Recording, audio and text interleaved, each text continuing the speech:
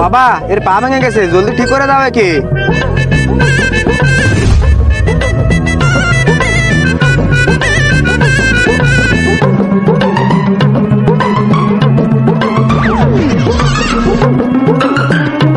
এই নে এটা খা।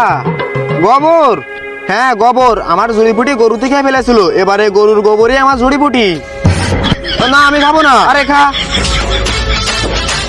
সবটুকুই খেয়ে ফেল। আচ্ছা এবার দাঁড়া। পারতেছি না তো, আর তো একটাই উপায় আছে, তোমরা আমার সাথে চলো।